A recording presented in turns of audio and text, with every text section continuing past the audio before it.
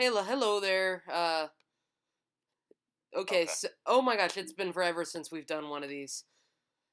Hello, this is your host, Tyrone the Pit Wolf.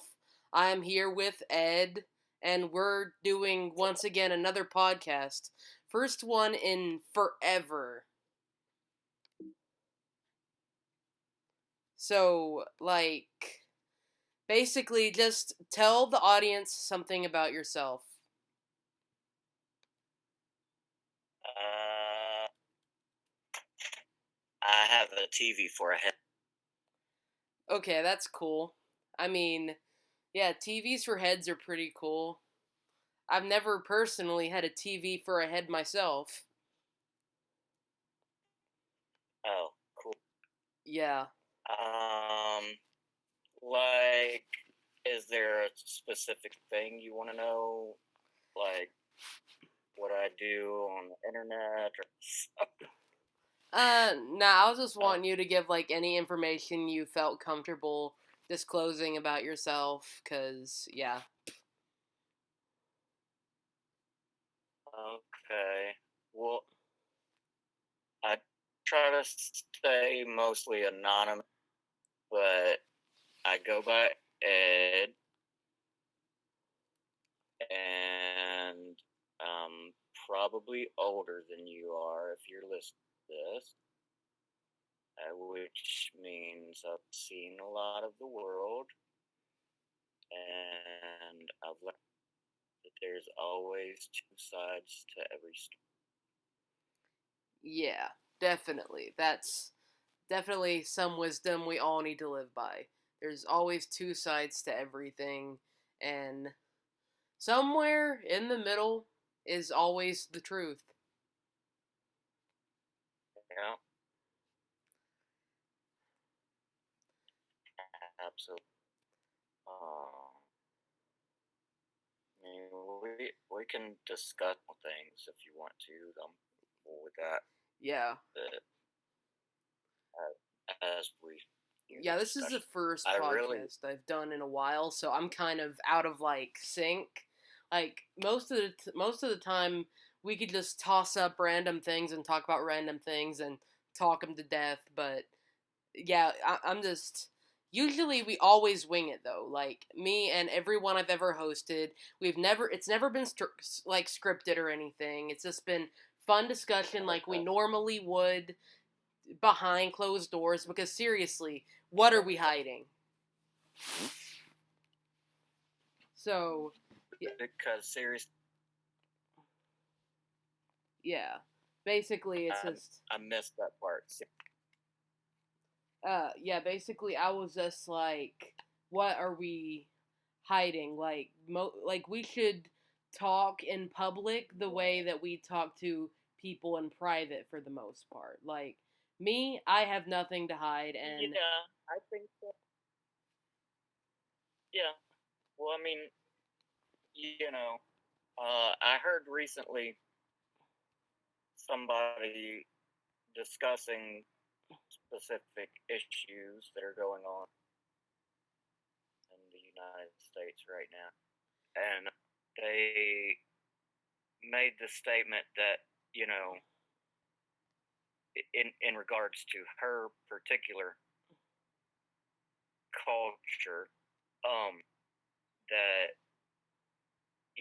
behind closed doors, when on the internet, when people can be anonymous, they, they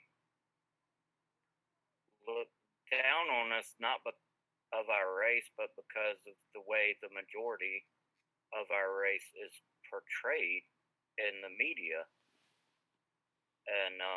and some people are just wrongly racist and toxic about it, but some people are like, well, this is it's just stereotypical views, yeah. which all cultures have some some culture stereotype, I admit, are more derogatory than others, Yeah. But and I don't like that. But but we all have them. Like Asians have theirs, whites have theirs, blacks have theirs. Yeah. Everybody. Like for white The people, I French, think oh the my god. stereotype for like white people would be like can't stand spicy things, which is true for me at least. I mean, I'm half Native American, but like I can't handle spice. Yeah, I like flavor, which I'll divulge something personal about me. I grew up in the southeast United States, Same. I so live in Kentucky. oh, okay. Yeah. Well, I grew up in Louisiana, and we eat spicy, Yeah. but a lot of people like. Have you ever had boiled crawfish? Um no, I don't think I have. I think I might actually be allergic to that. Oof. Oh yeah, are you a fish Yeah, in general? I mean I'm allergic to like Yeah, shellfish and stuff. yeah. You so you have an iodine allergy, Yeah. probably. That my dad did too. That sucked because Yeah. he loved shrimp and all this stuff, but he couldn't eat it. Yeah. But anyway, yeah. Most people down here when they boil crawfish, they make it way too spicy. I do not like stuff that's too spicy. To me, it takes away from the flavor. And why on earth would you want to do that to yourself? It burns going in and it burns coming out.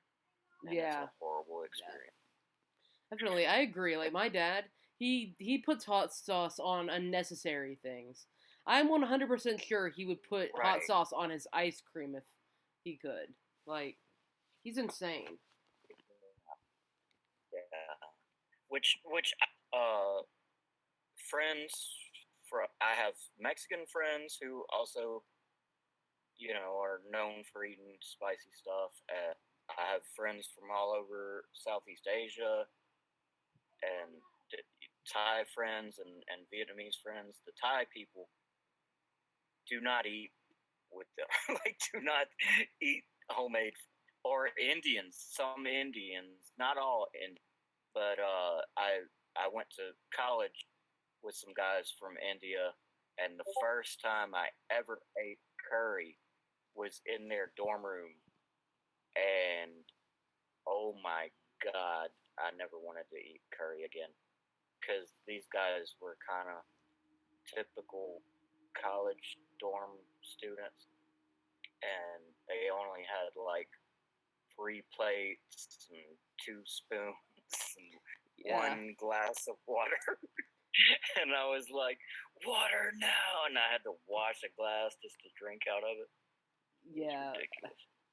I have not been to college yet, but I get to go after my senior year, which is this year, this like coming year, and I'm so hyped for it. I'm so hyped to go to college. But thing is though, senior year is probably gonna suck because like all my senior friends are leaving, like they're going off to college very soon, and I'm just probably gonna be over here having to spend like another year at at high school, and it's probably not going to be good. Well, let me give you some advice from that note. I'm not really a boomer, but might as well be. I know you've heard this saying before, but it really is. Life is what you make it. If Yeah. you tell yourself it's going to be a bad year, more than likely, that's exactly what you're going to get out of it. If you tell yourself every day, this is going to be a great year for me, I'm going to have fun and I'm going to learn a lot of stuff and I'm going to make the most of it no matter what happens. Even if I hit some roadblocks, I'm going to drive over them bitches.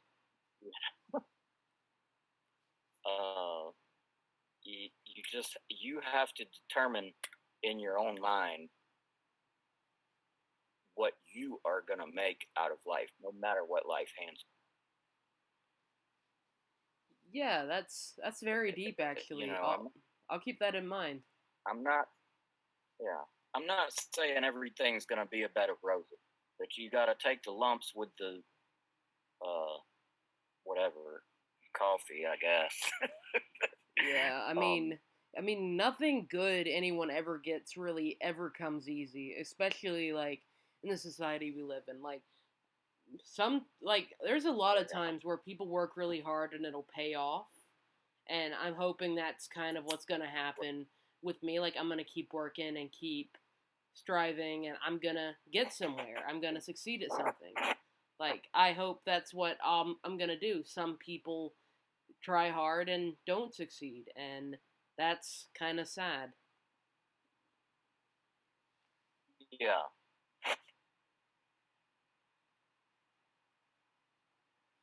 and I mean, all any of us can do is just try our best to be our best. Yeah. And I mean, I've definitely hit some major roadblocks, and I'm nowhere near where I wanted to be when I was younger. But I've I've been at my worst, and I've been at my best. Um, I the advice I just gave you, I've not always followed it myself. You know, Yeah, that's how I had to advice learn usually it the hard works. way. Yeah. Huh? I said that's how advice usually works. You like most of the Yeah, time when people give exactly. advice they haven't really followed it like all their life, and that's kind of why they're trying to tell other people so other people won't make the same mistakes they did. That's kind of the Right. basis of what advice is. Exactly. Yeah. I've learned that this advice is true the hard way. I know it firsthand. Yeah. That's why. But you know, I also that when a person is younger, at least the way I was, I didn't listen to everybody's advice. I didn't take good advice all the time. You know, even when I knew it was good advice. Yeah. But that's part of being young. Sometimes you have to learn the hard way. You know. Yeah. Uh, but if my dad used to always, son, if you can learn from someone else's mistake, you will save yourself a lifetime of misery. And I wish I had taken those words to heart earlier in life, but I'm definitely starting to apply that Yeah. these days.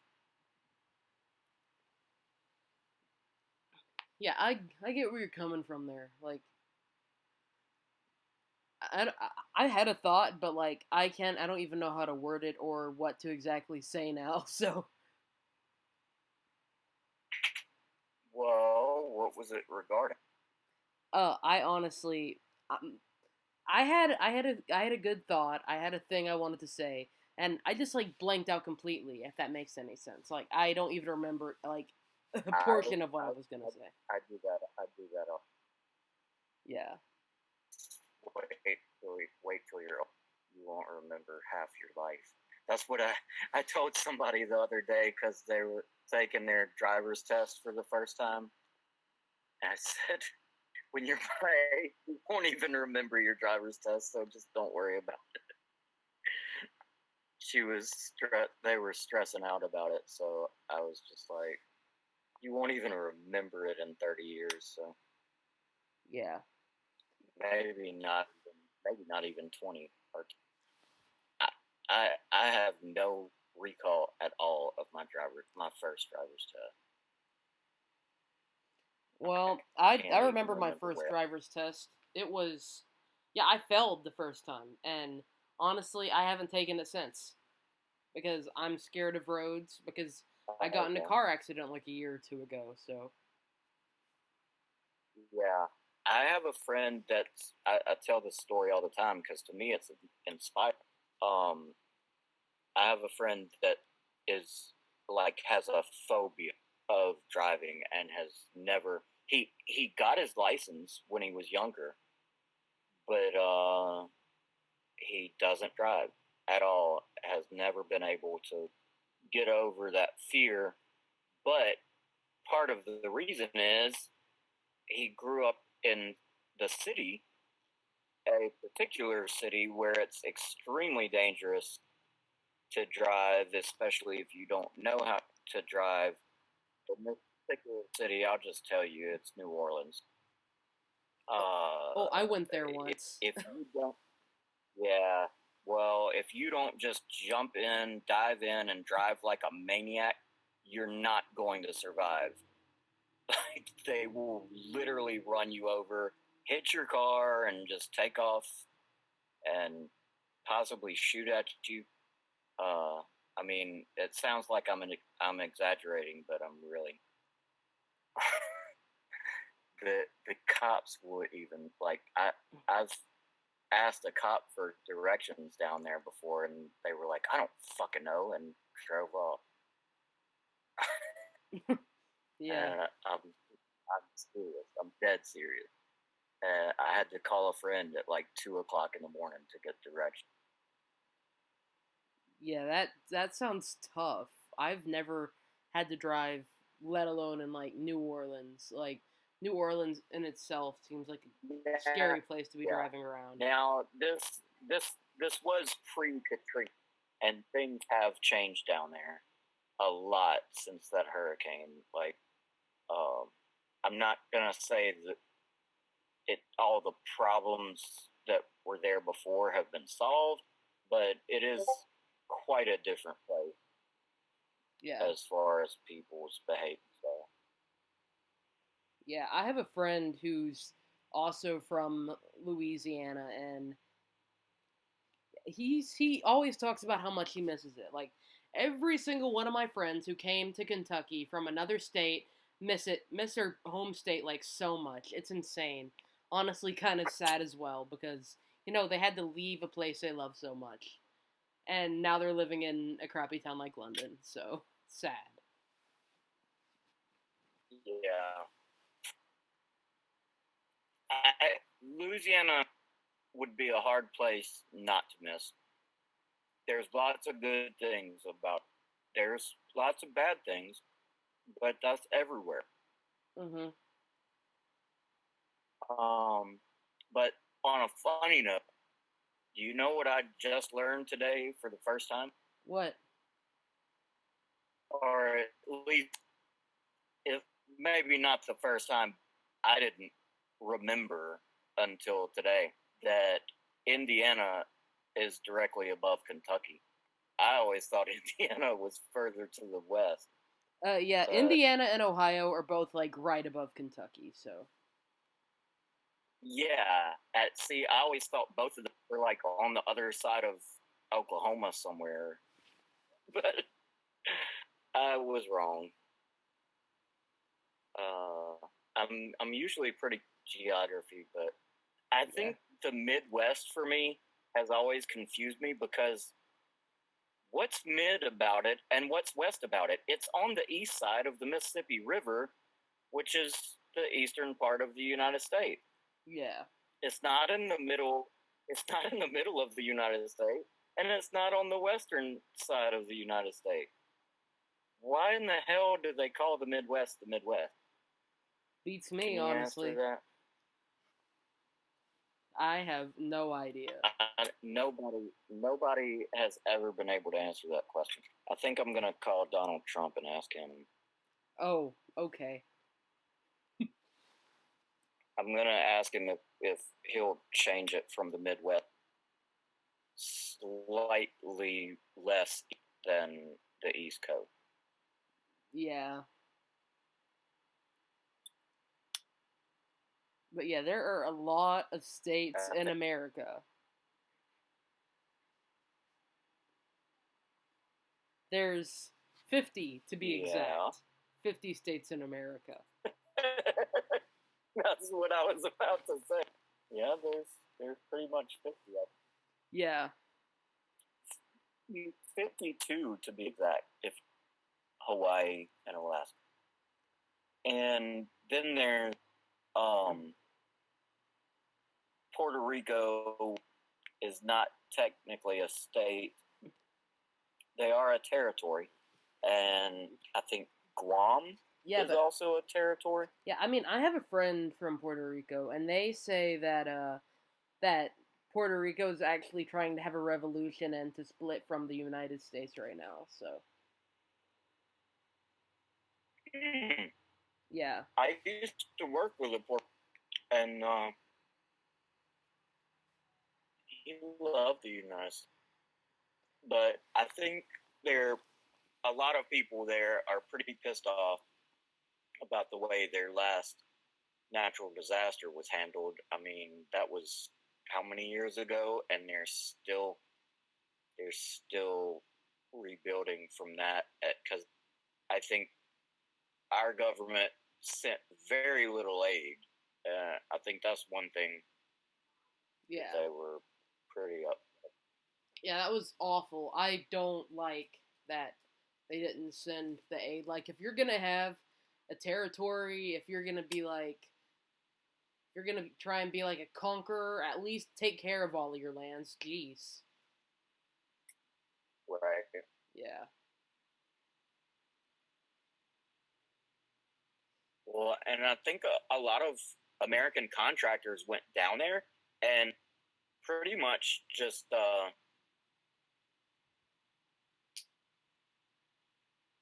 took pocketed the money. Basically, Yeah. from what I mean, I'm not spouting any kind of factual research based opinions here. This is all hearsay. Pretty much. I don't know. This seems all pretty spot on, honestly. Well, I listen to NPR a lot, and so I just kind of pick up things from that. Yeah. And sometimes they still, but you know, all news sources can be biased at times, so you gotta take everything with a grain of salt. Yeah, definitely. I'd say like most news sources, especially when they're on TV, because you realize that all of the TV channels that are like for news are listed under entertainment, which means basically they can say a bunch of nonsense without like getting caught in a lie because they're claiming they're an entertainment channel. So yeah. Well, see, I'm old enough to remember a time when news was not entertainment. It was new. I remember watching the news and having information sensationalized. And I remember the shift. I remember. Yeah. I mean, I'm sure there was always a degree of sensationalism. I wasn't alive during the Vietnam War or the Civil Rights era, or any of these dramatic historical events. Yeah. But I was alive in the beginnings of the Middle Eastern conflicts and wars that we've had there, and it was like I think around the late 90s and 2000 when things just seemed like when sensationalism and drama started smoking crack, basically. Like it just got on steroids. Like everybody, and now we live in a world, and like you guys that are 20 or so years younger than me, I can't even comprehend what it must to live in a world where you're constantly like, and I realize by looking at the younger generation that I was the same way when I was younger. We all have, every generation has its struggle with propaganda versus truth, or just completely false, biased information and ideas being pounded into your head and basically brainwashed over and over. And opening your eyes and realizing that one day, oh God, most of the information I've learned and called education all my life is a bunch of bullshit. Yeah. Because I mean, I get what you mean there. Yeah. Well, like I grew up learning that. I mean, we learned some things that were true that kind of made our country look bad, but a lot of people, don't know what we did to Native Americans. Yeah. And we don't know the extent. Like, we know the high points, but it still gets kind of glossed over. And I think that's part of the problem we're having in this country right now with all this division between races and stuff. It's like certain people groups feel like we just completely ignore what happened to them, to their culture, as a whole. And we do, to an extent. Like, it was in the 60s that black people had to basically do what they're doing now, peacefully protest mixed with violence. Like, you had Martin Luther King was one leader and Malcolm X was another leader, and they both had completely opposite ideas of how to fight for their freedom.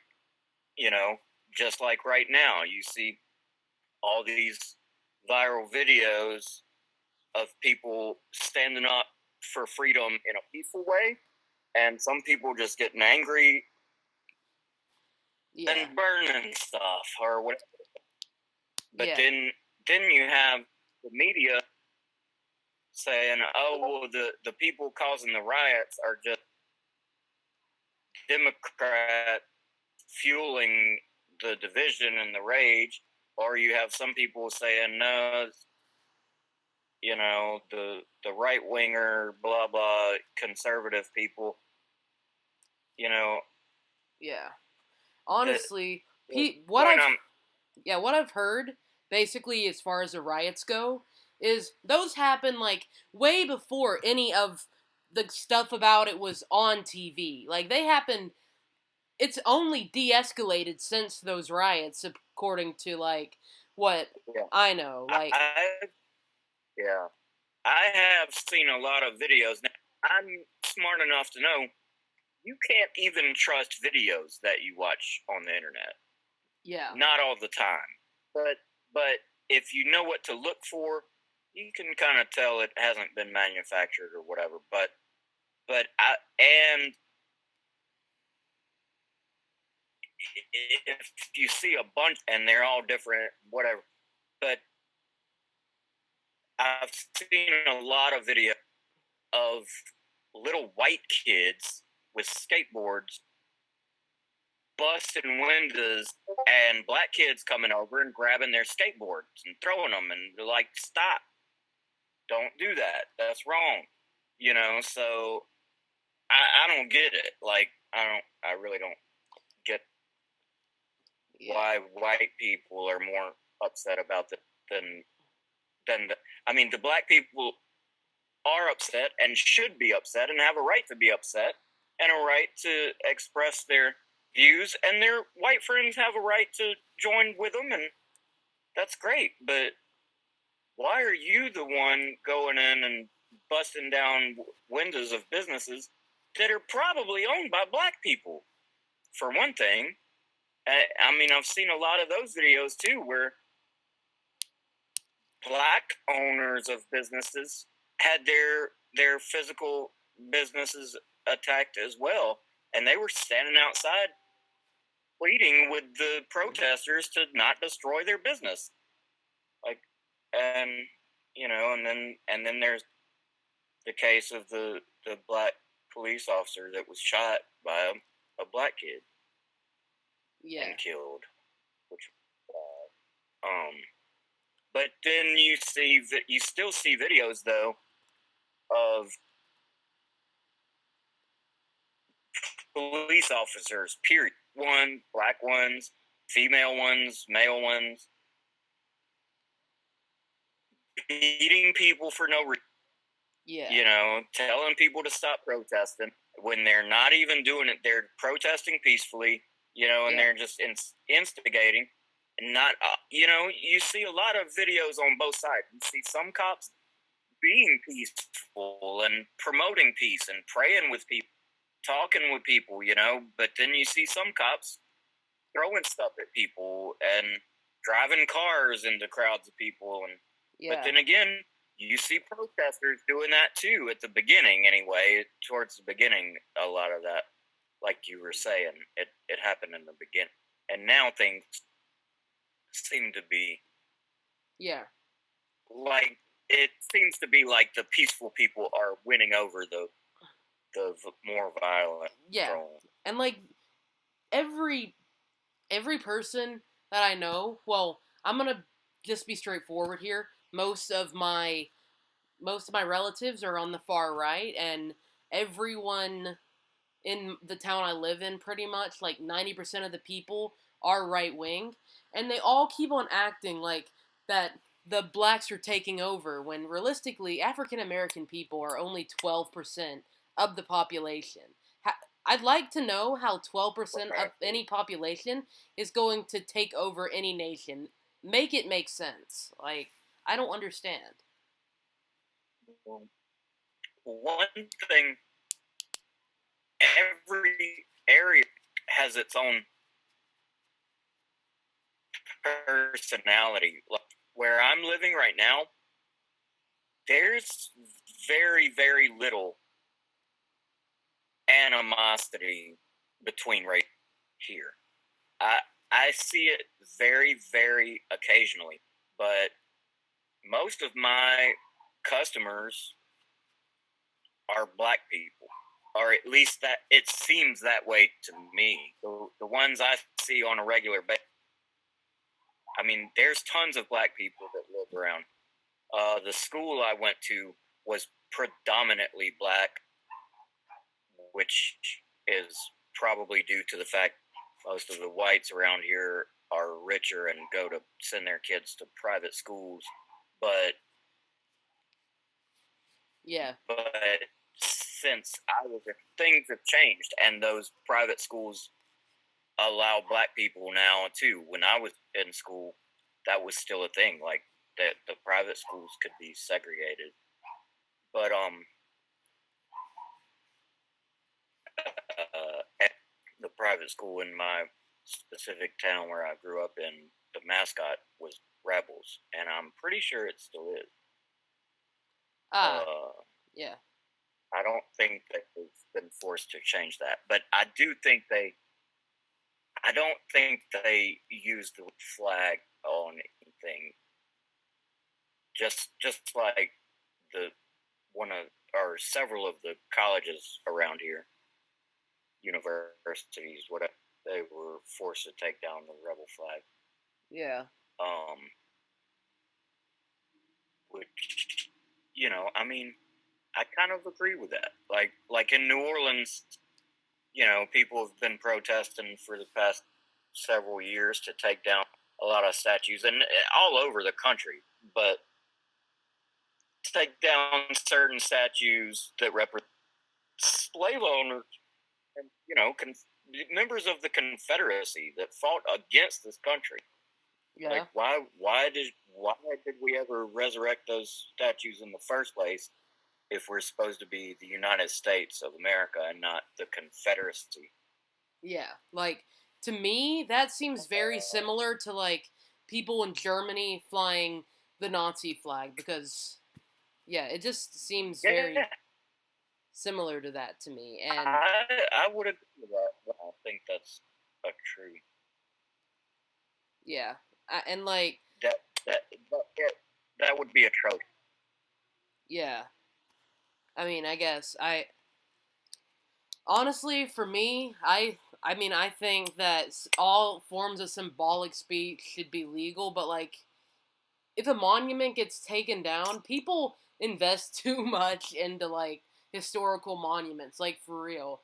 I've seen people legit Yeah. crying because the Robert E. Lee statue got taken down recently. And it's like, calm down. It's literally an inanimate object. I don't know what's up with people and their weird Well, love for inanimate objects that probably don't mean that much in the grand scheme of all they things. were they were crying because it being taken down made them. You think, or because they were racist? Yeah. But anyway, well, I agree. I think we all put too much stock into symbolism sometimes, Yeah. but I mean that's that, that's one way we communicate. You know, with what if you study what we call prehistoric time, um, or ancient history, I guess what you would call it, ancient civilization. Yeah. That that's what people supposedly used to communicate was symbols, Yeah. and I'm obviously kind of a comic book nerd, not nearly as nerdy as some of my friends, um, but I did love comics when I was younger, and if you study the history of it, that's what it. The history of comics is basically goes back to Greek mythology and even before that. You know, Mhm. when we used pictures to symbolize things and to communicate with one another, and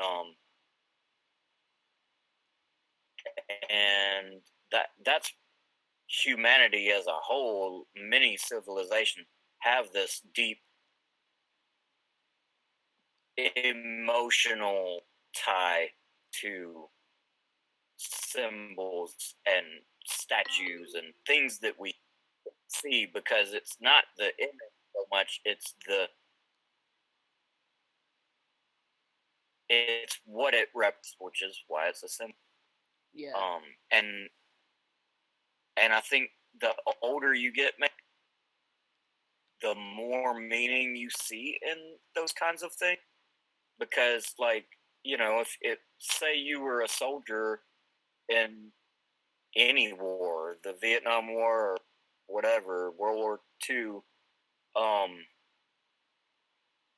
you know, when you see a monument to World War II, if you're a World War II veteran or any kind of veteran, really, even a younger veteran, you you put a lot more meaning into that statue or that whatever it is, painting or whatever, that depicts that time you went through and those memories that you have of your best friend dying or whatever, you know.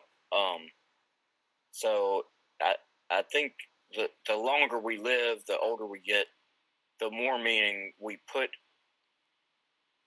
into things, the more sentimental value things like that have for us. Yeah. I mean, I guess I understand that to like some extent. Like, yeah, I mean, I guess I understand that aspect of it.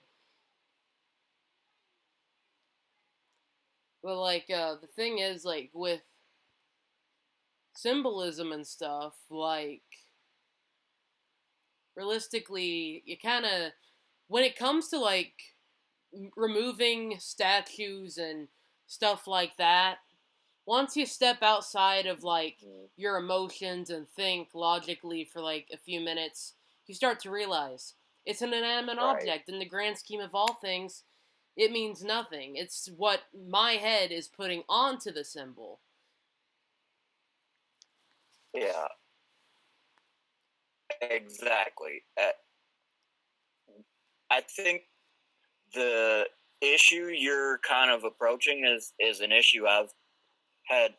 many heated debates about one in particular that happened a long time ago, and I just happened to kind of think about it the other day and almost relive it and reword some of the things that I would have liked to say to this particular person that I worked for.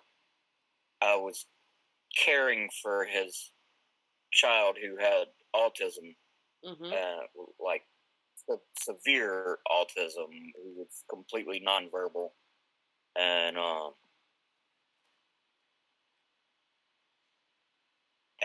as I continued for his parents, I I began to understand why he was still nonverbal at however old he was, uh, preteen age.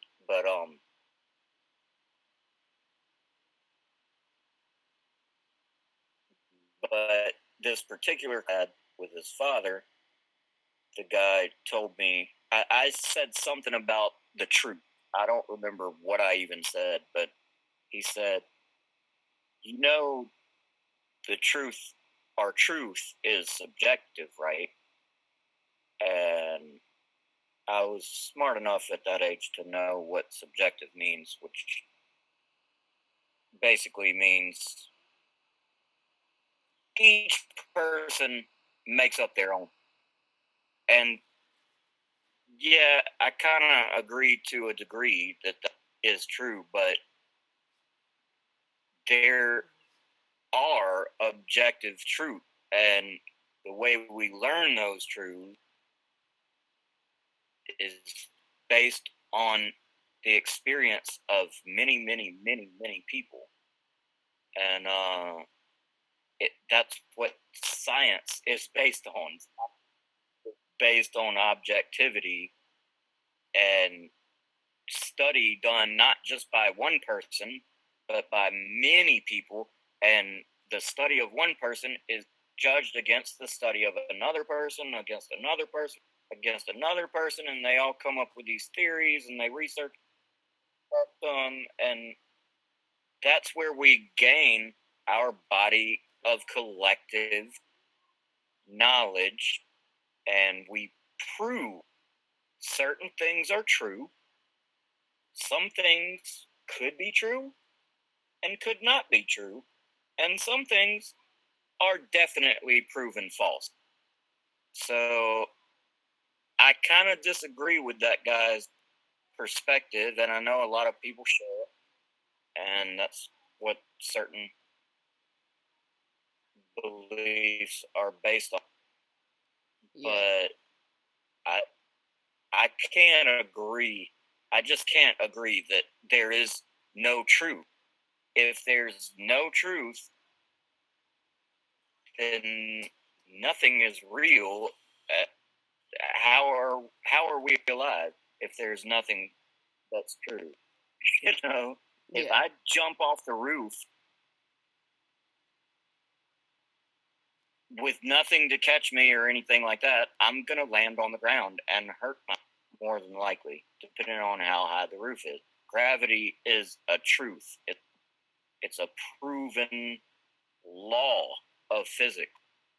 So yeah, there are truths that are not subjective by any stretch of the imagination. Yeah. I'm not sure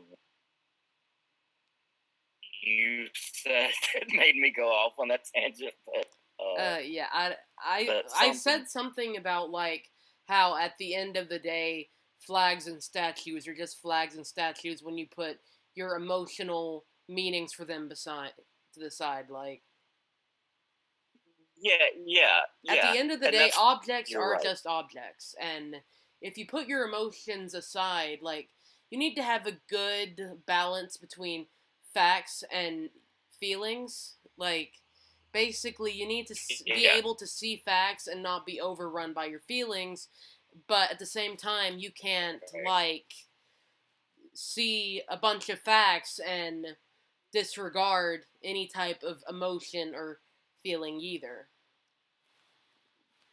It's called living or having a balanced perspective on life. We're all subjective by nature. We view things through our own eyes, and we see things based on our own experience. Yeah. And sometimes that's going to differ with the way someone else views life or views whatever. But we also have to learn, and we do learn, I think naturally, we learn to be objective. Yeah. Which means to me, my definition of objectivity is, like you said, stepping outside of yourself, stepping outside of your own personal, selfish way of doing things. And I'm not saying being selfish is necessarily wrong at all times, but it's not wrong to be subjective. But I think if you don't learn some objectivity, you're going to be hindered from progressing as a person, you know? Yeah. Because you're going to walk through this life with blinders, and I'm sure we all have certain people we can look at in our lives as examples of people who just they're narrow-minded, what we call narrow-minded. They look at things with blinders on, and blinders don't blind you. They keep you from seeing what's around you. That all you see is what's in front of you, and basically these people are it's my way or the highway type people, you know. And yeah, how can you survive in this world with that kind of attitude? The only way that I've seen people like that survive is by being a fucking bully and terrorizing people into adopting their view on life. Yeah. Or they change. To me, that's been my experience. They either become a complete Nazi, or they change their viewpoint by becoming objective. Yeah. Like, yeah, I get where I 100% know what you're talking about. Like, for real. Like, I have a lot of people in my life that just can't really see past their own emotions and can't see past what they deem to be their traditions and what they hold true to themselves. And some older traditions that people hold to themselves, they kind of suck. Like, they're kind of lame. Well, and you see that though in every generation, in every group of people, every culture. Like the whole what's happening now, the liberal versus conservative deal. Yeah, and like people think I have all tried to see things from two sides. I don't know why really. My dad was kind of a narrow-minded person, and my mom is somewhat narrow-minded too, but I think she's more open. But my dad, as he grew older, became more and more open about certain things. You know, some things he would never change his view on. But what I'm trying to get at, you have those types of dogmatic conservatives, but then when you look at the other end of that ideology, the people who oppose that ideology, we're seeing now among liberals who tell people you can't say that, you can't do that, you can't. Wait a minute, you're telling them the same thing that you were accusing them of telling you, that you can't be who you wanted to be. You can't say what you wanted to say. You know, Yeah, like you can't live the life. I mean, it's wrong either way. Yeah, they may be wrong for telling you, you can't be homosexual or you can't abort your babies or whatever, but you're just as wrong for telling them that they're wrong for standing up for their beliefs. yeah, We live in a country based on freedom of speech and expression more than anything. That, to me, that's the most important thing about this country and about the free world in general. Like, that's why we'll probably get demonetized for me saying this. I don't eh. think we are I don't even monetized anyway. monetize any of these anyway. Like, I for real just Yeah. talk and do this to have a good time with people and to get to know people and to introduce other people to myself and people I know and kind of just adapt us to, the type of people we are. Because, like, on my YouTube channel and around the world, I want to be as authentic as utterly possible. I don't want to bullcrap anyone, and I don't want to lie to anyone about who I am. I want to be open about myself and about things. Yeah, and well, to me, that's the most awesome thing about being an American citizen is you have that freedom, and I hope we will always have that freedom that many people given their lives for and all kinds of ways, but I mean, and I've videos of black people telling the Black Lives Matter movement this, and I'm not trying to get into who's right and who's wrong, but I've seen several people my age from the black community get on Facebook or whatever and make a video for the first time in their life just to express their viewpoint and say basically what I'm saying, like, because of that we have, yeah, there are messed up things about American history. There are messed up things about the American society currently, and those things need to be addressed and changed. But yeah, definitely. And like the thing is, we should also, though, count our blessings. We should also be proud to be in a country that promotes freedom of speech.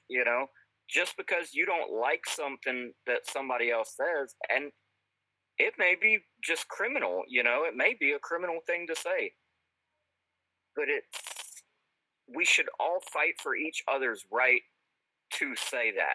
yeah, like that's the thing though. Like I see a lot of people say that they support free speech, but like only when it fits their own agenda and not when it's like free speech in its entirety. Like you'll see conservatives say stuff like, well, guess what? I don't support homosexuality, and I have the right to say that because of my freedom of speech. But then we'll get angry and say liberals shouldn't have the right to say what they're saying. Yeah, absolutely. And like, as for me, I believe everyone should have the right to say everything they want to. But like, the thing is, with that, no one's entitled to like respect you or anything like that. Like, with everything you say, absolutely. Yeah. Like everything you say also that's comes what with like a consequence and stuff. Like there's always going to be like someone's always going to react to what you say, and they have just as much freedom to react to what you're saying as you do to say it. Absolutely. Yeah. Absolutely. But that's what I've moderated several Discord servers, and there's always drama going on, And generally, what I say to people when that happens is, don't you want them to express themselves? That way you at least know what they're thinking and what kind of person they are, and that's how you can decide whether or not to be their friend or leave them alone. If they're constantly trolling people or whatever, or just and some a lot of kids do that. A lot of kids just say things just because they know it's going to piss everybody off. But I mean, you're always going to have trolls everywhere. We had trolls before the internet. Yeah.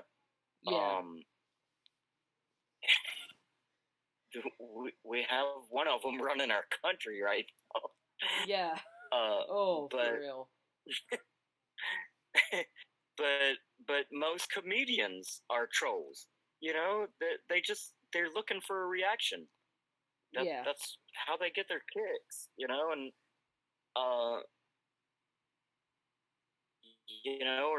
are you gonna react the way they want? And now I'm getting into more talking about bullies than trolls. Trolls generally tend to be in it for the laughs, but bullies, like, bullies genuinely want to tear people want down. You to yeah, they want you to get upset. They want to see you do something that they can use again to say, oh, well, the reason I punched them in the face or whatever was because they got mad at me just for saying what I said. I have the right to say what I want to say. They shouldn't have got mad. Yeah. And I've seen people do that. These people we're talking about are called sociopaths. They look for an excuse to manipulate you and make you look bad for attacking you in the first place, basically. Yeah. Sometimes to your face, and sometimes very much behind your back in a deceptive way. Yeah. But anyway, that topic. Well, it kind of is relatable to what we've been talking about, because if you're very perceptive and you try to see things clearly through all the bias, yeah, and you can see that there are certain hidden social structures or lesser known social structures kind of at war here and manipulating. I'm not saying it's a total conspiracy or whatever. I know people get all whacked out about that, but I mean, it's become pretty obvious to me over the course of my life that every society, every civilization has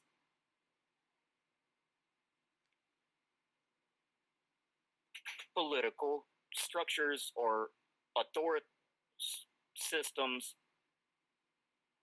that are struggling with one another. If you study history, every civilization man has ever created always has a struggle between two, sometimes way more than two, but usually it always, if you study the entire history of a particular civilization, the Greeks, the Mayans, the whoever, whatever culture you want to pick, there's always a struggle going on, even if they're working in a unified fashion, just like the nation that we live in. Mm-hmm. And it's not a right and wrong. it's about power. It's about who's going to have the power in the end. And the thing that I've learned is that, and if you really read some historic literature and stuff, you'll see this throughout history. The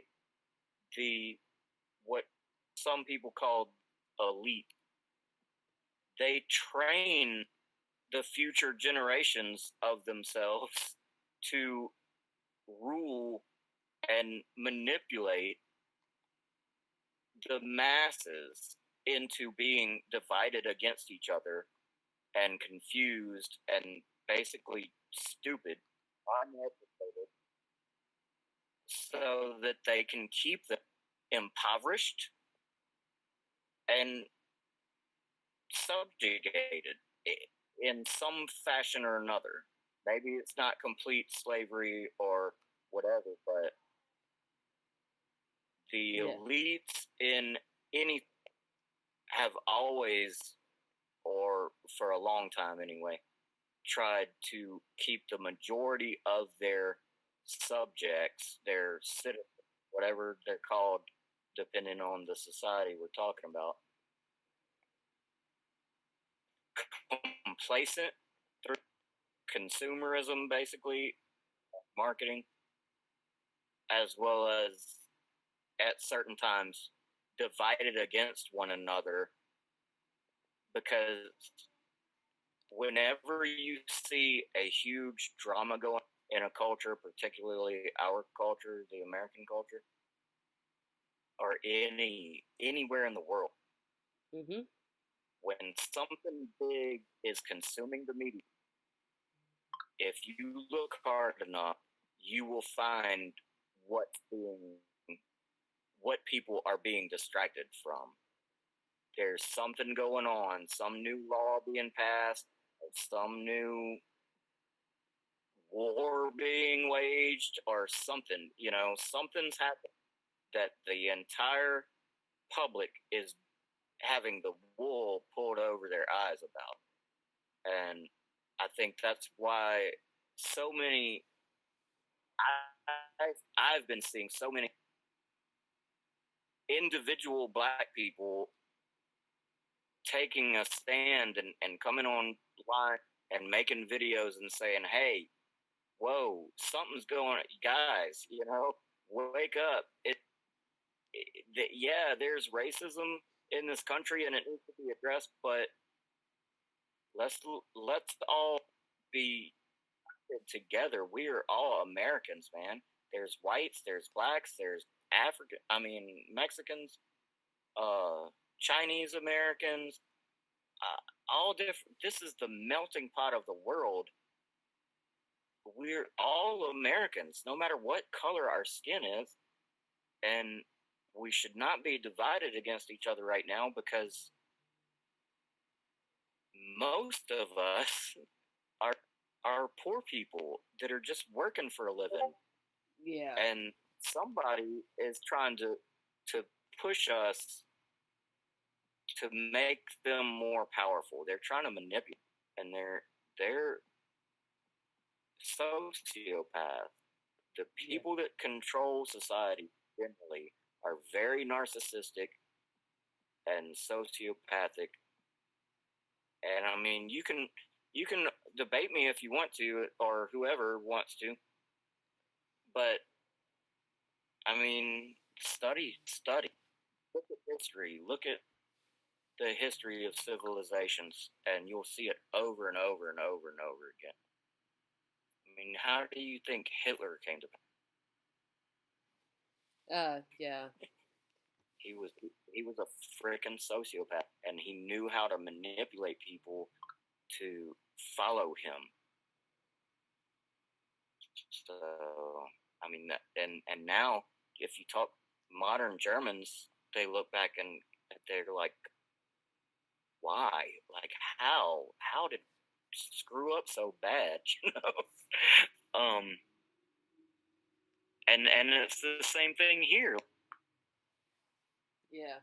We almost completely annihilate the entire race of people that were here before we came here, and we did totally, completely remove them from their homes. We kicked them out of their homes and kicked them into the desert, basically, or into places we didn't want to live, and they still live there, and we completely ignore them.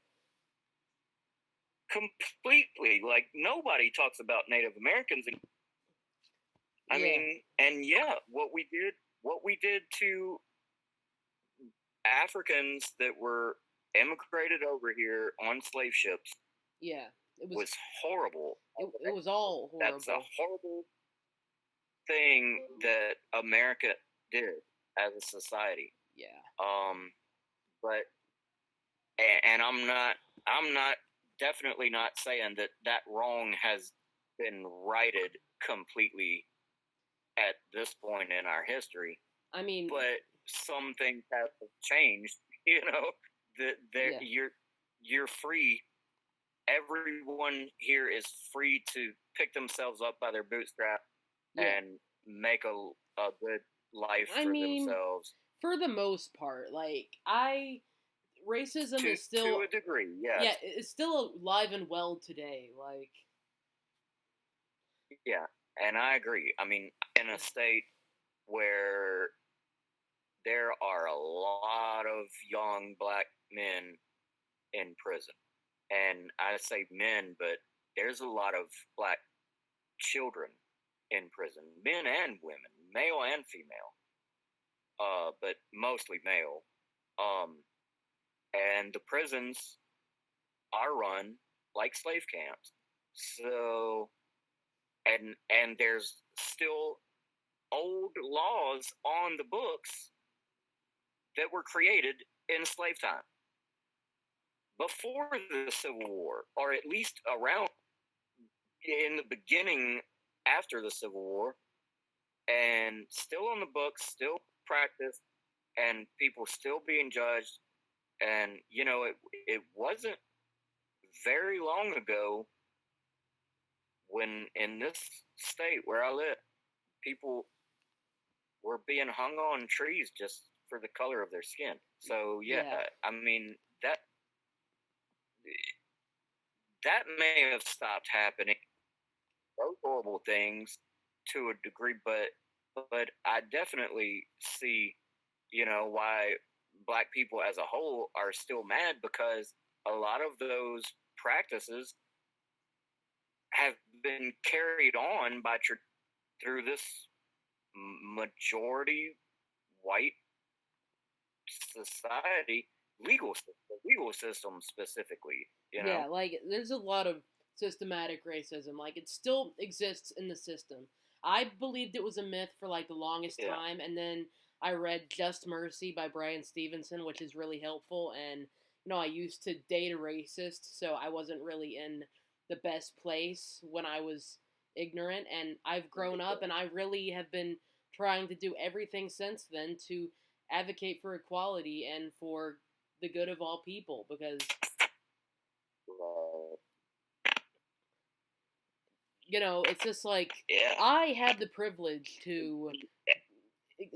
to change my whole views and everything because I wanted to impress this one person and I wanted to look cool. But we can't always do that. We can't afford to do that anymore. Nobody should put everything they believe to the side for another person, ever, just in general, whether it's political or anything like that. Yeah, I get what you're saying. Yeah. I mean, every person should form their own belief system. Yeah. Like we were talking about earlier about subjectivity versus objectivity. Yeah. Form your own subjections and your own objections, which, if they're completely your own and nobody else's, then might lose the definition of objectivity. But Yeah. but yeah, definitely what you're saying is true. Like but we all go through that phase, I think, where some of our beliefs are based on impressing other people. Um, I studied psychology in college and wrote a lot of papers Yeah. on stuff, and there's two styles of learning. I did a paper on, um, actually, it was not on learning; it was on motivation. Yeah. Um, there's two types of motivation. There's oh, now I'm gonna forget the words. But there's intrinsic and extrinsic, which I think you can figure out the meanings of that. Those two words. Yeah, Intrinsic, vaguely. obviously, is internal. Your own individual self motivation, like you motivating yourself just because you want to do it and it makes you happy, versus extrinsic motivation, which is the pleasing other people, trying to impress others. And a lot of times that's how we learn in the beginning is, we want to impress our parents. We want our parents to be proud of us. We want sometimes we want our teachers to be proud of us. We want people to be proud of us when we're young. And so we do what they say, we think how they think, and we believe what they tell us. But at a certain point in life, you have to transition into being motivated solely through your own code that you've developed, kind of your own belief system. Yeah. Some people's there's always a balance, and Yeah. as we all develop through life in stages, we lean one way or the other sometimes, and some Yeah. people lean more toward impressing others, and some people lean. I have people in my family who are, I don't know if this is a true statement. This is just what I'm thinking. But it seems to me that they're so intrinsically motivated, or they're so, I don't know, maybe it's the opposite, but they've developed a belief system that is completely their own, but in a way that's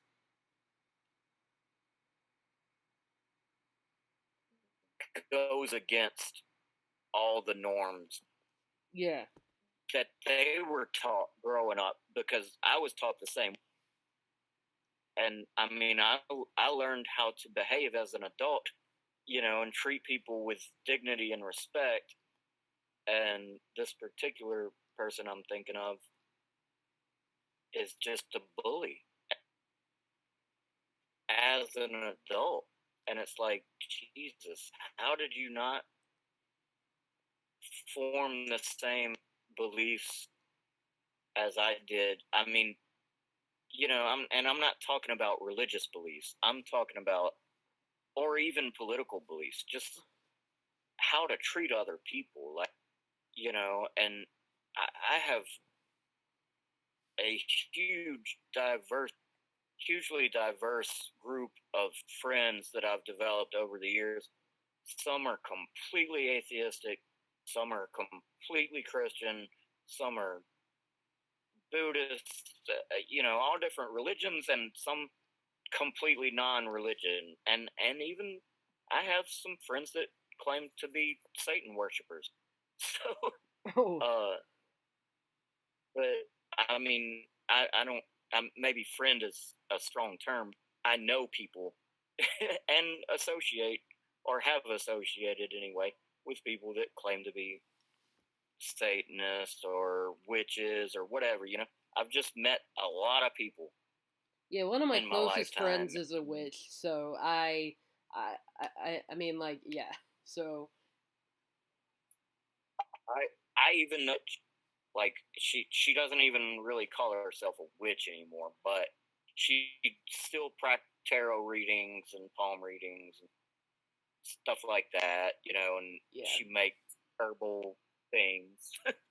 She's a naturist, I guess you would call her. She loves nature, and she's very intuitive, but her belief system has kind of changed in the years that I've known.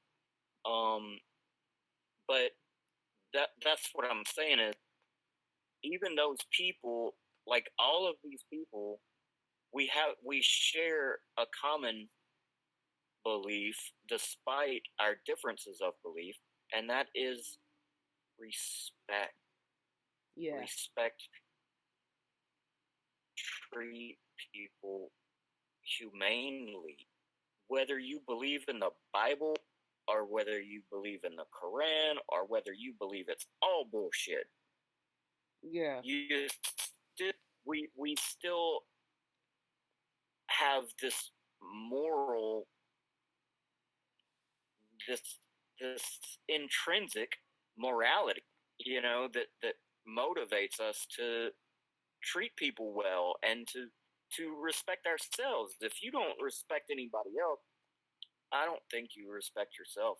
I think that's the bottom. I mean, that's what's at the root of people with what we consider negative personalities and um,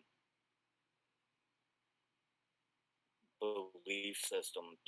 Is that they don't respect themselves yeah, enough to respect other people, which I've been there.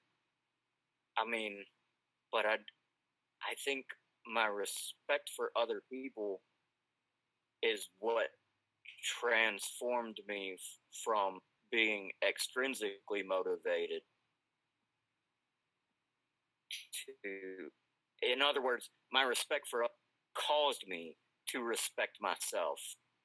yeah, Because that was the fundamental thing that I learned going through therapy myself for my own issues is you have to love, you have to treat yourself the way you would treat a friend. When you have a mental disorder, that a chemical imbalance that causes you to hate yourself, yeah, you have to treat it with all different kinds of things. You're not going to just get some miracle drug that's going to change your brain chemistry. You have to learn what they teach you through therapy, and different people are going to teach you different stuff. So, I mean, that's the main reason why I studied psychology for myself. I didn't really, I mean, I did at one point, but I haven't made a career about it. And at one time in my life, I was really depressed that because I thought that's what I wanted, but really, I just want to understand things. Um, and even with everything that I learned in college, I had to make my own way of seeing it all, because there's tons of psychological theories out there yeah, that completely disagree with one another, and they've never been proven one way or the other. But ultimately, I've learned that I have to respect myself in order to be successful. I have to love myself and treat myself the same way I would treat somebody else, yeah, because I've got to that point where I started hating everybody.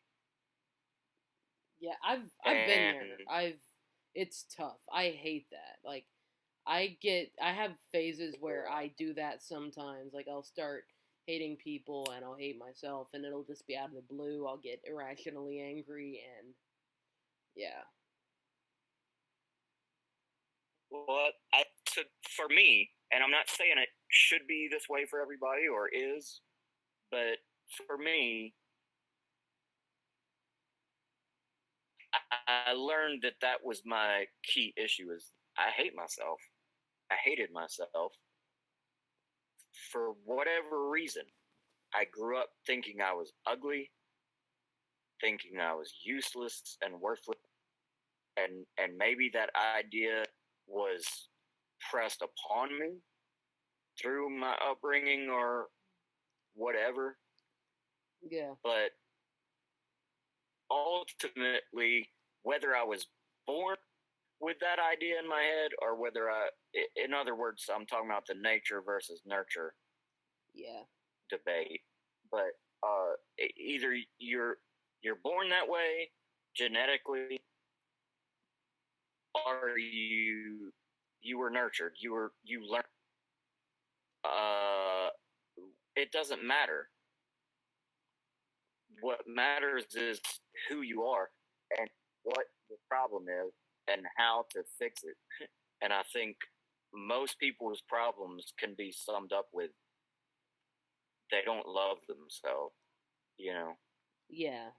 And that that's why that's pretty much the one thing if you want to call me a preacher of anything, that's what I preach is man, love yourself, forgive yourself, talk to yourself the way you would talk to other people, because so many people, kids and older people, are constantly saying I do it still to this day, and I've worked for years trying to change this particular thing. Is we all are, a lot of people anyway, constantly call themselves stupid and say I'm gonna fail, like what you said at the beginning of this podcast. You're not sure if this year is gonna be good or bad. It's gonna be good, man. Make it good. If you don't, it's gonna be bad. You have to tell yourself every day, I'm a I'm an awesome person. The same way, like if I said to you, Jolly, I'm an idiot, what would you say? I would say no you're not. Don't talk to yourself like that. And Right. yeah. Okay. So what would you say to yourself when you say those words? You know that I'm using you as an example, but so many people do that all the time. Like, oh, I'm such an idiot. Don't say stuff like that to yourself, or at least defend yourself. That's what I had to learn to do. Defend yourself against yourself. When you start beating yourself up, stand up for yourself, man. You're your own best friend. That's what I tell people all the time. Be your own best friend. Nobody is going to stand up for you like you will. Oh god. Honestly, that is such a habit of mine. Like sometimes I'll self-deprecate and I won't even like realize I'm doing it 90% of the time. Like especially like at work and stuff. Like sometimes I feel like I'm not like going fast enough and I'm not doing good enough and I'll just be like I'm such an Right? idiot. What am I doing? Why am I not doing Absolutely. this right? And yeah. Yeah. I I did it to myself today. I do it all the time. You do it without even thinking sometimes, and Yeah. but you, the key thing that I learned through therapy is called stop think, and I don't even know if that's a therapy anymore, but it's where you stop yourself and you snap out of it. You say, "Oh wait, hold on a minute. I'm not an idiot. Don't call me that." You know, respect yourself. Force yourself to respect yourself, and then you will treat others that way. You Yeah. know, another thing that I just did on my own that helped me Yeah. is I started, especially recently when everybody on the internet started doing it, and they made movies about him and stuff. is I started rewatching Mr. Rogers. That dude is so freaking awesome. Like Mr. Rogers and Bob Ross Oh are yes, God. I love both of them. They're They, amazing. but they were so humble because they're just like us. They had the same problems, but they learned something about life. They learned that the best way to be the best person is to love yourself. If you love yourself, you can love others. If you don't love yourself, there's no way you can love your fellow man and or woman. Sorry. Um, we all have to help ourselves in order to help each other. Yeah, I mean, I agree with that to like some degree. Like, I mean, I do feel like people can like love other people without like loving themselves, but it's not always gonna be like healthy, and it's not really gonna have a good dynamic. Like, Yeah. yeah, like if you go into a relationship I with think little self respect, like I right, did last right. relationship I was in, and that just opens you up to being manipulated and feeling like you don't deserve any better, and that this is the best you're gonna get because you hate Right, yourself. right. I But mean, I agree. I think so many people in this society that we live in are because of what you were talking about that extrinsic motivation that need to please others and appear successful or appear or just to be accepted by society. We do these things, and sometimes we do it because we think we want it. The mind is such a tricky. yeah, definitely. On When a you're scale of young, 1 to 10, I honestly rate my mind a negative 100 because it is difficult. yeah, it is. Yes. Thinking is thinking for yourself is extremely difficult because you're constantly bombarded with other people's agendas and motivations Yeah. to to to make you a certain kind of person Yeah. for whatever reason. It may be on a small scale, it may be on a big. Your parents have an agenda. They want you to be a certain way because they think they're doing the best for you. And a lot of times that is the case, but sometimes it's not. Yeah, You a know, lot of the um, case where I've experienced it, it really hasn't been like I can just tell most of the time that no none of their ideas are ever going to end well. So, yeah. I mean, anytime an individual is forced and restricted, or you know, and that's what's going on in this society right now is people are rebelling against that. And like I said at the beginning, there's always two sides to.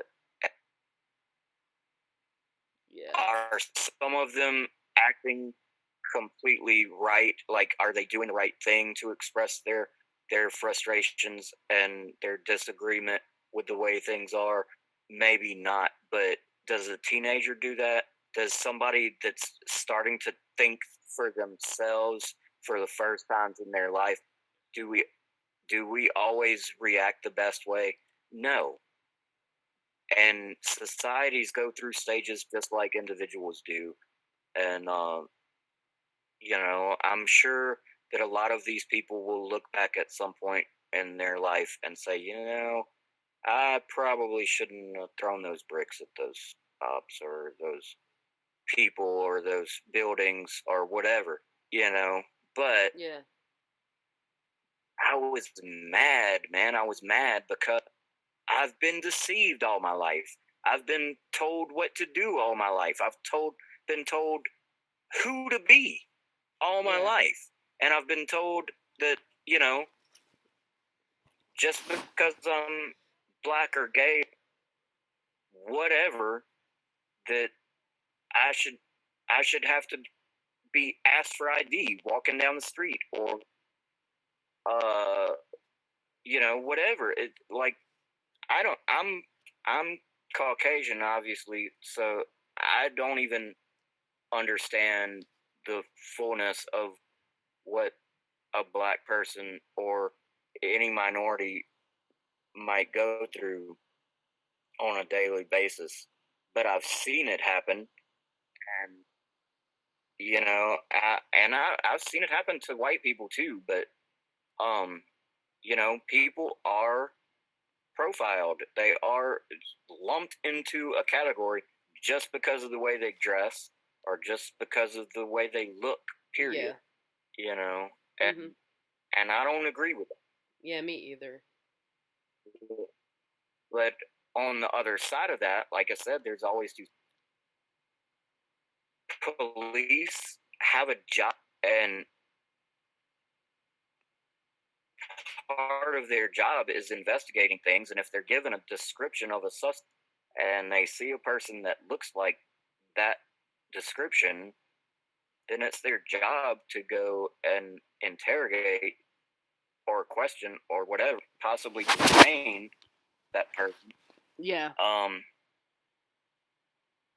But then you got to go back to the other side again. Is it their job to stand on somebody's neck for 9 minutes? No. Yeah, definitely I don't think not. any cop in the country has ever been trained to do that. In fact, I have a very close friend on the police force in New Orleans, one of the most crime-ridden cities in the world at some points in history anyway. Maybe not right now, but and they're under a federal mandate since Hurricane Katrina to be less violent. So their government the city has been specifically hiring or trying to hire people with less of an aggressive approach to law enforcement. And that's why my friend ultimately joined that police force as opposed to the several other police departments that he applied, because that's the kind of police officer he wanted to be. He's the whitest guy you'll ever see. Blonde hair, blue eyes. He looks like an Aryan. But but a black person shouldn't judge him based on the color of his skin any more than he should judge them based on the color of their skin. You see what I'm saying? There's always two sides. Yeah. And everybody can be wrong. Everybody can be right. It's your choice, Yeah, definitely. A white cop standing on a black man's neck doesn't make it right for you to throw bricks at a white cop. Plain and simple. But I still understand that it is harder for a lot of black people and minorities in general to make it through a day without that happening. Well, like, here's the deal with it, though. Like, you don't have to agree with the riots or even, like, you don't, whether you disagree or agree with the riots, it's important that everyone know why they're actually, like, happening. At least, that's how I see it. Like, whether or not you would riot and loot stuff yourself, like, you still, it's very important you still see why it's happening. Because if you don't, you're just ignorant and you're going to cause something like this to happen again. Like, this mindset is why the riots are happening in the first place. Right. Yeah. Yeah. That's one thing that I mean, I'll just tell you, I'm a practicing for but it's been a long time since I made that personal commitment to myself, and my viewpoint on my own religious belief has changed multiple times because I just have this the way my mind works. I always have to take things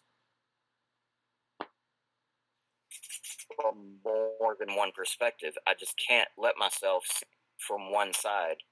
Yeah. And I remember being a young Christian and reading the Bible or being taught certain things and thinking, the historical thing, thinking, oh, I would never act like this person in the Bible, or I would, oh, I would never have betrayed Jesus, or I would never have, thrown rocks or put him on a cross or whatever example of anything in the Bible. You always look at these bad guys, and your natural, your first instinct is to say, "Oh, how horrible! I would have never done that." But that's not the truth, Yeah. and that's what, if you study the Gospels, whether you're religious or not, if you study the main idea that Jesus, as a man, was recorded to have said, the whole point, in my opinion, was we're all this way, and he even lumped himself into that. Whether you believe he was God or just a man or whatever, like, he literally said those words, like, I'm not good either, man. Don't call me good. Yeah. I'm just like you, and we're all human, and we all can be bad, Yeah.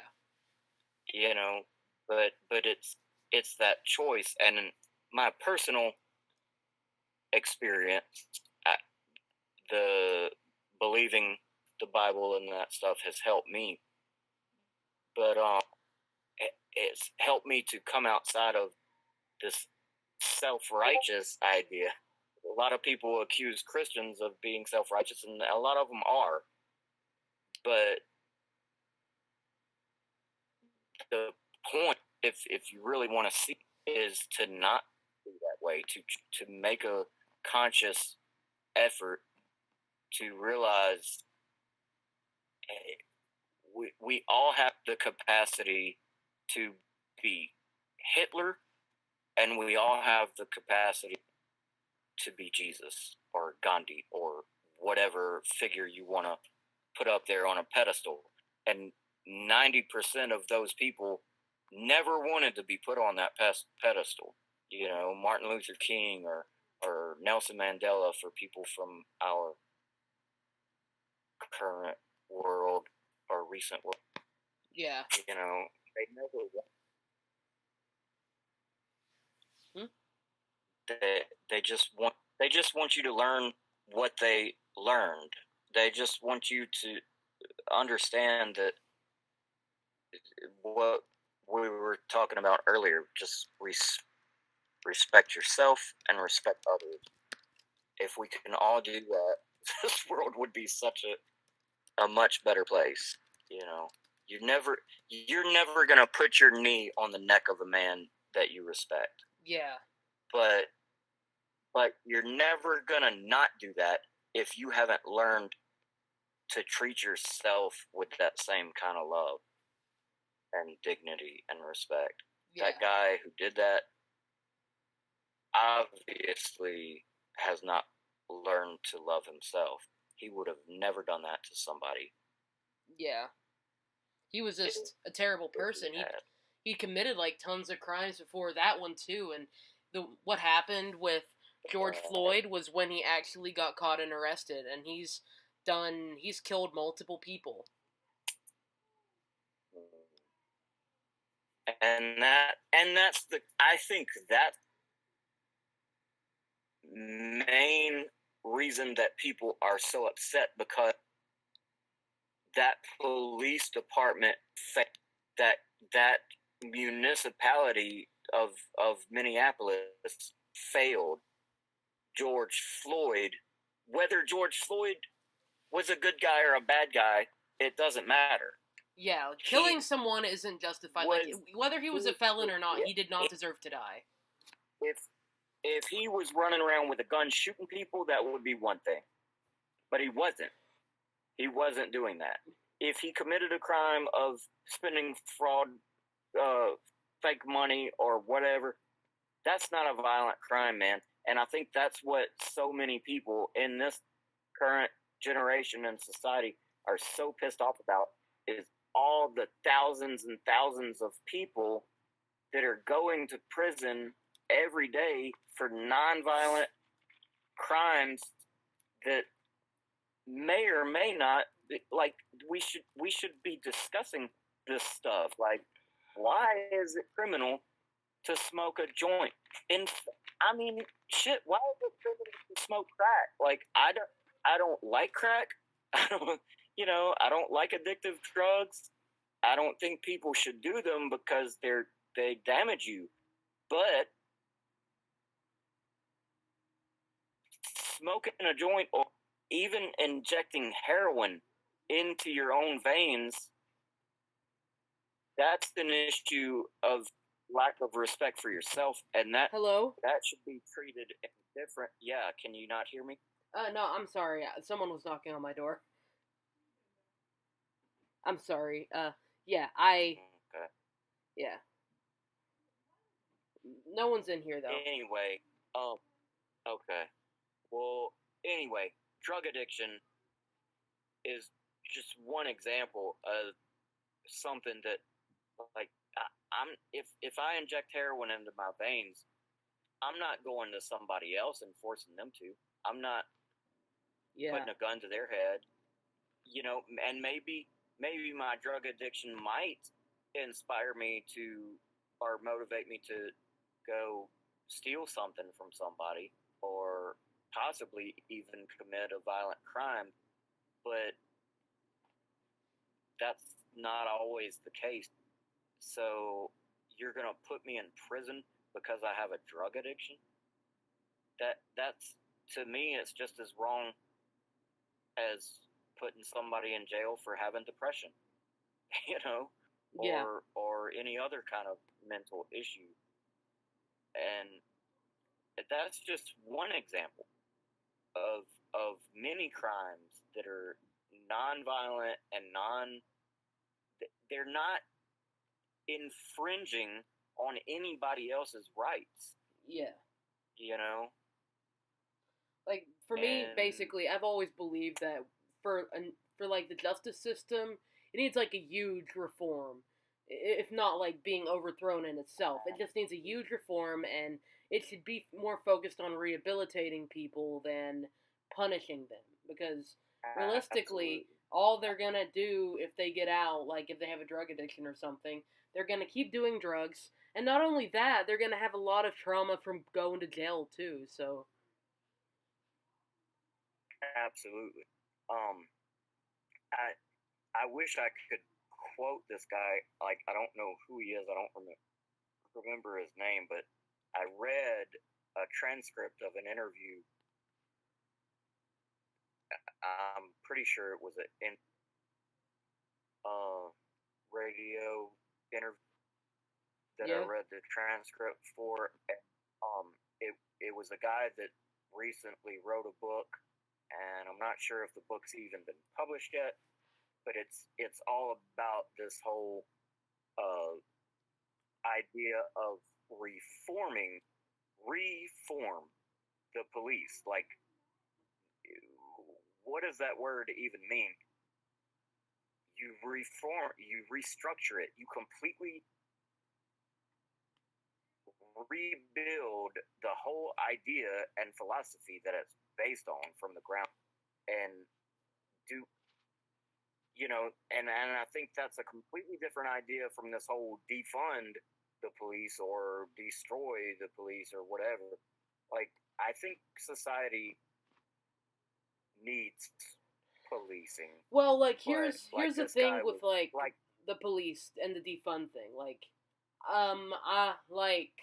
if it's not gonna be defunded, like for me personally, I think that our tax dollars have shouldn't go as much to the police as they do. Like cut it down, like maybe a little bit, like because if well, you check yeah, statistics on like in some states, like they've completely defunded education so they could fund the police more. And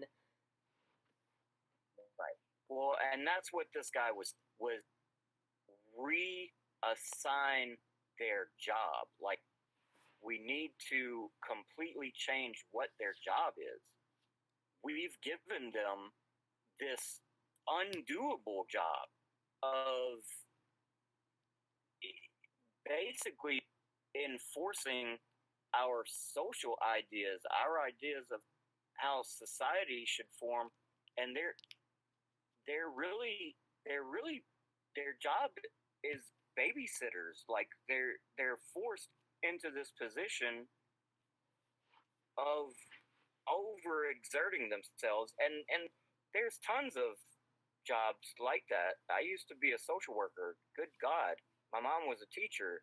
You know, we as a society we overburden certain roles in our society with undoable jobs, impossible tasks, and but the job that a cop takes on, their their job is ultimately they're given the authority to do everything that the rest of us are told not to do. They're given the authority hello, to commit violence. yeah, They're given the to commit violent acts in order to do their job, which is enforce the law. So what the change that needs to be made, according to this guy that I was reading, and I think I'm pretty sure I agree completely, is to change their job from enforcing the law to, and like other people that I've heard recently, and basically go back to the way it used to be, to community policing. And maybe even policing isn't the right word anymore, yeah, but members of the community were given a job, and they were given a specific neighborhood to work in their whole life or their whole career, you know, and and that was their job, was to interact with that community. I actually talked to an old cop, a, a retired police officer in New Orleans at a coffee shop one night, and that's what he was saying. He was like, "Man, when I was assigned a beat, I was a beat cop, and my job was to walk the streets all day long, every day, and just get to know these people. That's what I did, and they all loved me. And they were mostly black, and I was white, and there wasn't all this. And that was back in the 50s and 60s, when it was a very tumultuous time, racially. But he became friends with the people that he worked for and worked with. Just yeah, like I have a route on my job, and like I said earlier, a lot of the people are black, and they all love me, man. I mean, because I'm there doing a service for them that they're actually paying me to do. Um, by paying my company, just yeah, like taxpayers pay the government to hire people to enforce the law. And like one argument I've heard from a lot of black conservatives is we need the police, man. We need the police more than anybody as black people, as not just black people, but people who live in a poverty-stricken area need the police more than anybody. Some rich white guy living in suburban New Hampshire or wherever, Yeah. may not need a cop as often as somebody who lives in the Ninth Ward in Louisiana. It, the poverty, the people living in poverty are the ones who need cops more than anybody. And instead of completely removing the police, we need to, like you said, reform them, retrain them to do a different job, not just a better job. Honestly, I'm fine with whatever happens to the police. I just really think there needs to be some change of some form, and our government and stuff has really not been doing enough to keep everyone actually on the same level. Yeah, absolutely. But any function of society is going to have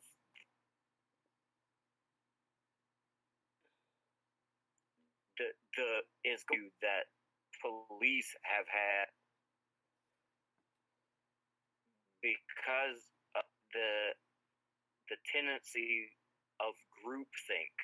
We are, and maybe there's another term that would be better suited, but mob mentality. We get in these groups, mob mentality. Yeah, we get in these groups and we see things happening that we don't agree with on an individual basis, but because we're a part of this group, we let it slide because it's part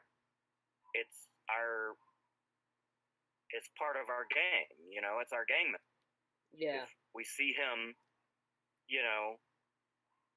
if we see our coworker or whatever slip somebody some money or accept some money that we know they shouldn't be doing, we know that's against policy, but are we going to rat them out? Just like criminals, they don't want to rat each other out, and that's been an ideology that has permeated our culture.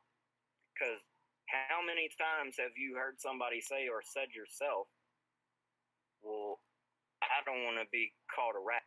I don't want people to think I'm a rat, so I'm not gonna report to my teacher or whoever or even my parents that I saw my friend pinch somebody's ear till it bled, or I saw a guy at my school offer my friend opium, or cocaine or whatever. Well, I'm not going to be a rat. Well,